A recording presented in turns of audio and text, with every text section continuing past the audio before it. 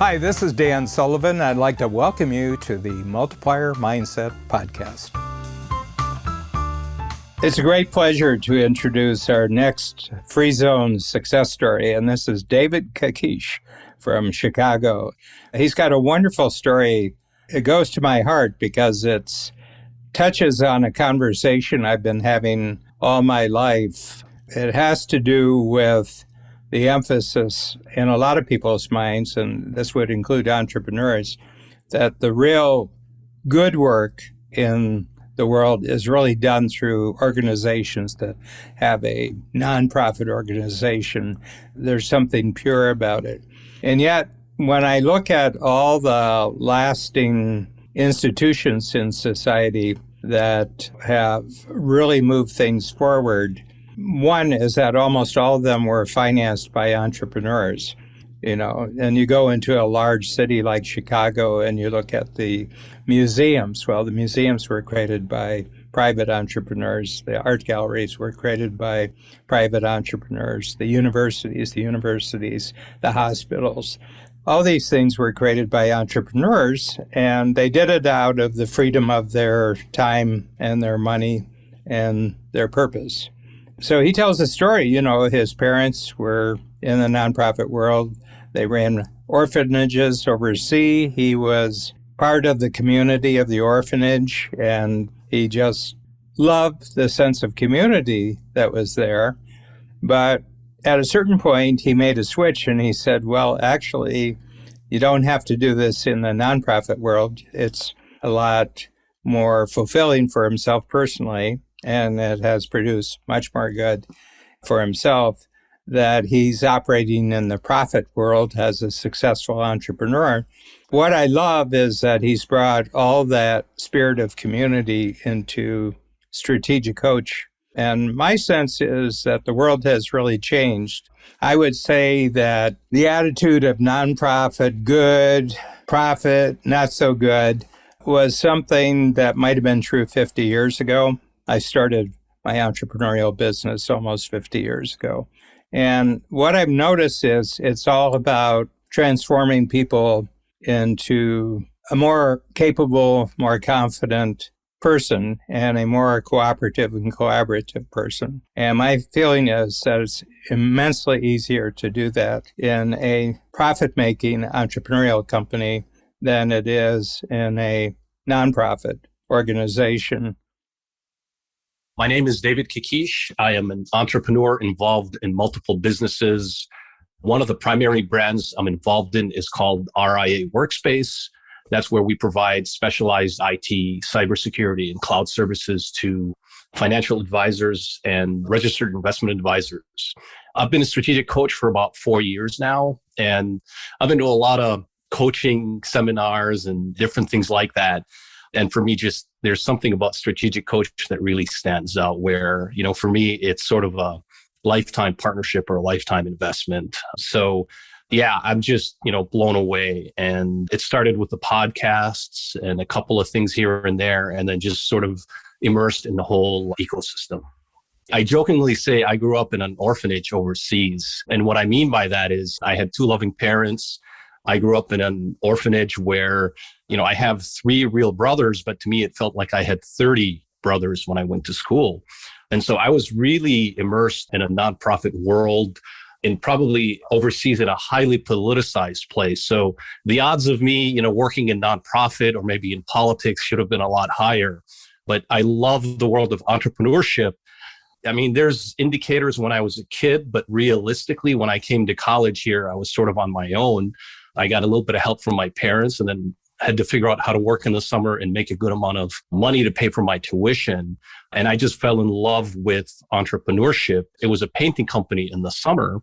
But, what happened there was sales, there was project management, there was innovation, and it was phenomenal. And for me, I just fell in love with the whole entrepreneurial world. And I jokingly say, the 3 pillars for the entrepreneurial utopia is entrepreneurship, technology, and innovation. And I try to combine all those 3 things in every entrepreneurial venture I'm involved in. And so for me, it's just been phenomenal. And a line that I love to use is, a for-profit business is the best nonprofit. And I think very few people look at it that way. I think we as entrepreneurs sometimes forget the impact that we have in this world. And you see that quite a bit in, nonprofit, where there's this emphasis on we're changing the world and we're doing a lot of things. And I don't want to take away from that, but I think the best nonprofit out there is a for-profit business. And when you take a step back and think about that, you've got teams of people that are dependent on you as an entrepreneur. I lived on the other side of the tracks, not because I came from a broken home or anything like that. It was because my parents were involved in a nonprofit. And so very loving home, but I got to see what it was like to live in a world of, people come from broken homes, poverty. My best friends were people that were looked down upon by society. These were my buddies growing up. And deep down inside, it really bothered me. And it didn't matter to me. We were kids and we're having the time of our lives, and we understood the power of community.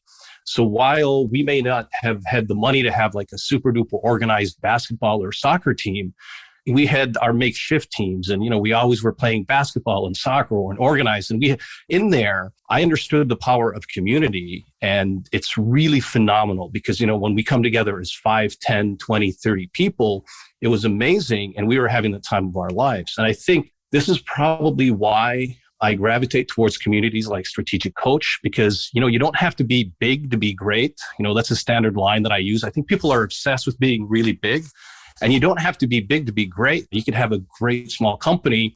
And I think this is why we also love working with financial advisors. Usually they're 5, 10, 25 people. And I like to call them, the small giants in the financial services industry, because they're not the big banks. They're not the big guys.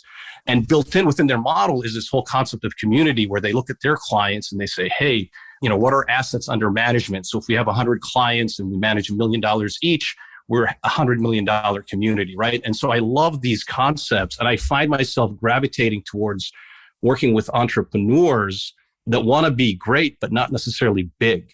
One of the things that we all have as entrepreneurs, we have this challenge is there's a lot of things that we want to do, and there's just not enough time in the day.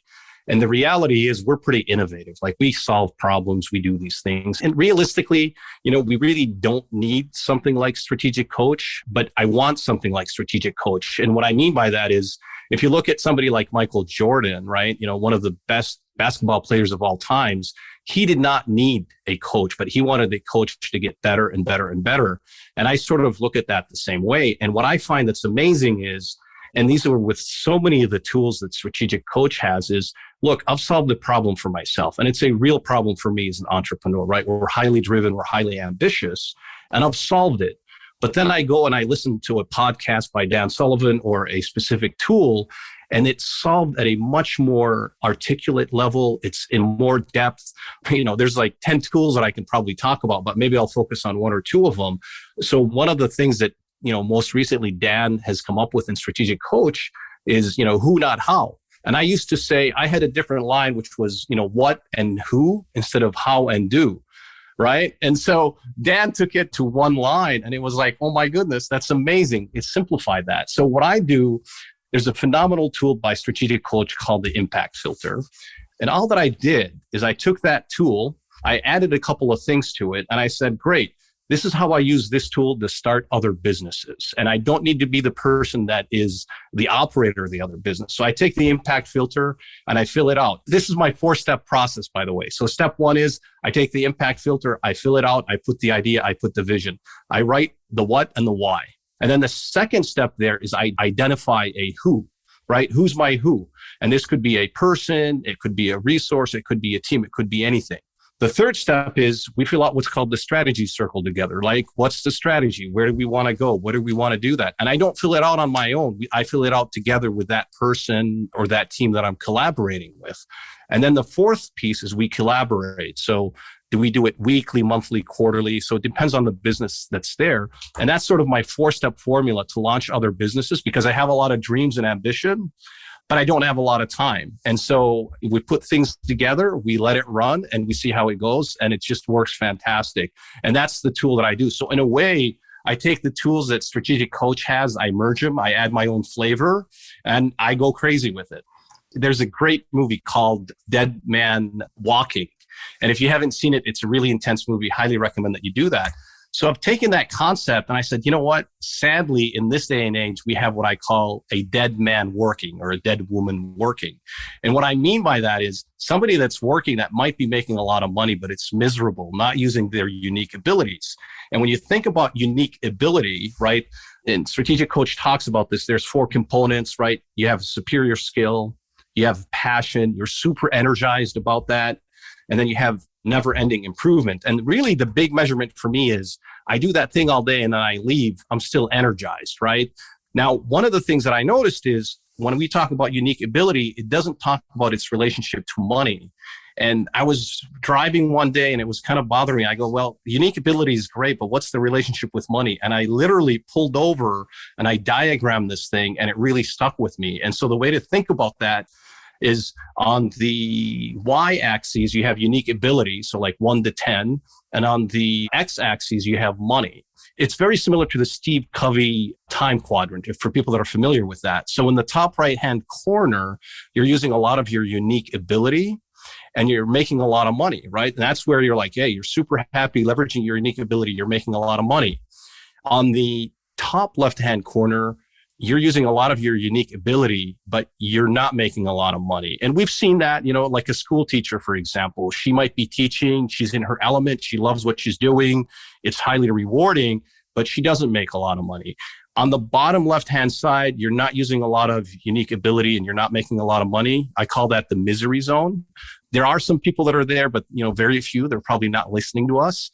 But really, the big one where a lot of us get caught up in, and for a period of my life, I was caught up there, is you're making a lot of money, but you're not leveraging a lot of your unique ability.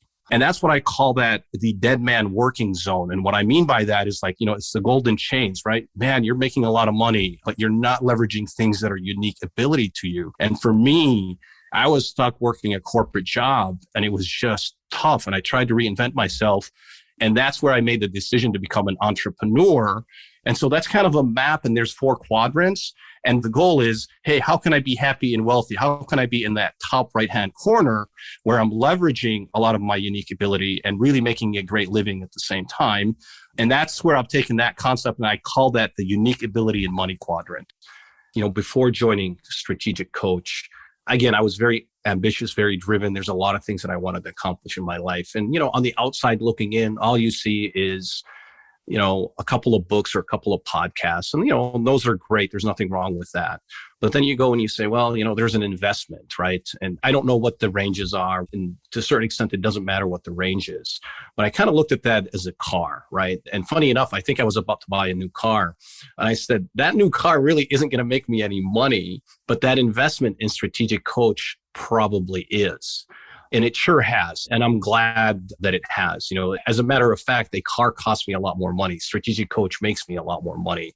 Now, one of the things that has really helped me is, I think people kind of get hung up a lot in what I would say technical or operational challenges of a business or, of an entrepreneurial life. And those are important questions, right? The analogy that I use is kind of like a car. Do you buy a sedan or a van or a truck or a bus, right? And those are important questions and you have to solve that. And, you have to make an investment in that. But one of the things that I find that Strategic Coach stands out for me is it's not what kind of car I have. It could be a $10,000 car. It could be a $100,000 car. But where are you going with that car? What's your destination? And so those are the kind of questions that I get from Strategic Coach. And it's exactly like the name implies. They're strategic. They're not tactical. They're not operational. They're not going to solve let's call them my day-to-day challenges in my business. But these are incredibly strategic questions. What's your destination in your business? What's your destination in your life, right? Where are you going? That's a lot more interesting. And I don't care if it's a $10,000 car or a $100,000 car. Those are much more interesting questions and ideas to think about. And so for me, it's just taking that level, saying, hey, listen, there's that initial investment. Give it a shot. You know what? You're not getting married, give it a shot for a year, see what it's like, and then make a decision. And honestly, that's how I joined Strategic Coach. I'm like, I don't know. I mean, at the end of the day, these guys could be, full of BS and things like that. But I go, you know what? It's worth it for a year.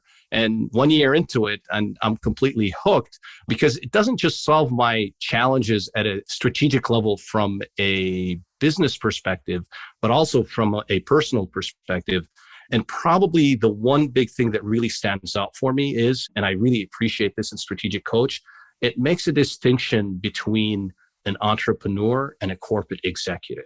And what I mean by that is there's just so much literature and material and coaching on corporate executives and big companies and, climbing up the ladder and things like that.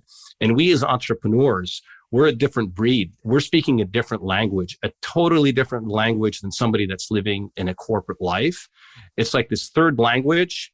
And oh my goodness, I'm fluent in it. And all of a sudden I realized that Strategic Coach is fluent in it. And so there's an immediate connection because of that right there. And it's not climbing up the corporate ladder. It's something that's completely different. I think I'll wrap this up with a quote that I look at on a regular basis by Dan Sullivan that says, "Turn your passion into your life's work and you'll never work another day in your life." And it's really a phenomenal place to be. And I think we've all seen these people that are working in their element where they're completely energized or they're in the zone. And how can you be there on a regular basis, or how can you be there 80, 90% of the time? And these are the tools that Strategic Coach provides for us, right? And get us there. David's actual entrepreneurial focus is IT. He's an IT consultant, and it's kind of interesting because IT is the fastest growing industry in the world, hands down, the spread of information technologies. I'm using one right now. I'm using Zoom, and I have my iPhone here, and this is all information technology. So it's so much around all of us that a lot of people don't even think about. But the other thing, the second fastest growing business in the world is coaching of every kind. And it seems to me like David has made the perfect combination of information technology and coaching. And I'm sure we're going to be seeing a lot of him inside of our coach thinking as we go forward.